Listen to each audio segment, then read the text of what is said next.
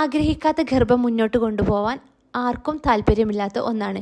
ഇതിനായാണ് തികച്ചും സ്വാഭാവികമായ ഗർഭനിരോധന വഴികൾ നിലവിലുള്ളത്. പിൽസ് മുതൽ ഇഞ്ചക്ഷനുകൾ വരെയുള്ളവ ഇതിൽപ്പെടും. ഇതല്ലാതെ ചില പ്രകൃതിദത്ത വഴികളും ഗർഭനിരോധന ഉപാധിയായിട്ട് സ്വീകരിക്കുന്നുണ്ട്. മെഡിക്കൽ സയൻസ് അധികം വളർന്നിട്ടില്ലാത്ത സമയങ്ങളിൽ ഉപയോഗിച്ചു വന്നിരുന്ന ഇത്തരം കാര്യങ്ങളെ കുറിച്ചാണ് ഇന്നത്തെ വീഡിയോയിലോട്ട് പോകുന്നതിന് മുമ്പായി ചാനൽ ആദ്യമായി കാണുന്നവരാണെങ്കിൽ ദയവായി സബ്സ്ക്രൈബ് ചെയ്യുക.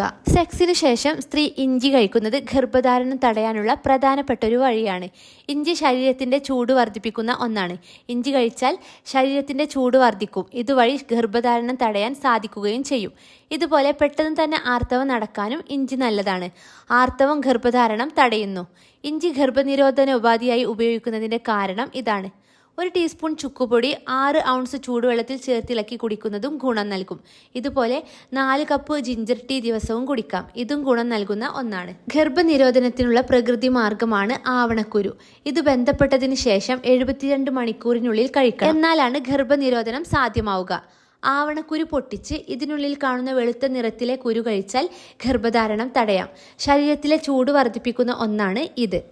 അടുക്കളയിലെ ഒരു മസാലയായ കറുവാപ്പട്ടയും ഗർഭനിരോധന ഉപാധിയായി ഉപയോഗിക്കാം. ഇതും ശരീരത്തിന്റെ ചൂട് വർദ്ധിപ്പിക്കുന്ന ഒന്നാണ്. ഇത് സ്ഥിരമായി ഉപയോഗിക്കുന്നത് നല്ലൊരു കോൺട്രാസെപ്റ്റീവ് ആയി ഉപയോഗപ്പെടുത്താം. ചൂട് കാരണമാണ് ഗർഭനിരോധനം സാധ്യമാകുന്നത്. ഗർഭിണികൾ ഇത് കഴിക്കുന്നത് അബോർഷനും കാരണമാകാം. ചിലതരം ഇലകളും ഇതിനുള്ള നല്ലൊരു വഴിയാണ്. പുതിനയില അഥവാ മിന്റ്, ആര്യവേപ്പില എന്നിവ ഗർഭനിരോധന ഉപാധികളാണ്. യോനി ഭാഗത്ത് ആര്യവേപ്പില അരച്ചിടുന്നതാണ് ഒരു വഴി. ആര്യവേപ്പില ഘടകങ്ങൾ ബീജങ്ങളെ നശിപ്പിക്കുന്നു.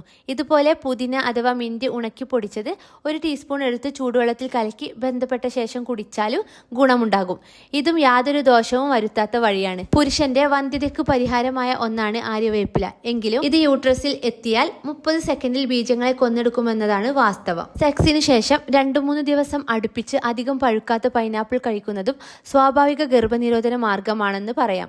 ഗർഭിണികൾക്ക് പൊതുവെ വർജ്യമായ ഭക്ഷണ വസ്തുവാണിത്. ഇത് അബോർഷന് കാരണമാകുമെന്നാണ് പറയാറ്. പൈനാപ്പിൾ ഈ പറഞ്ഞ രീതിയിൽ കഴിച്ചാൽ ഇത് കോൺട്രാസെപ്റ്റീവ് ആയി കൂടി ഉപയോഗിക്കാവുന്ന ഒന്നാണ്. നമ്മുടെ വേലിയരികിൽ വളരുന്ന ചെമ്പരത്തിയാണ് ഇതിനുള്ള മറ്റൊരു വഴി.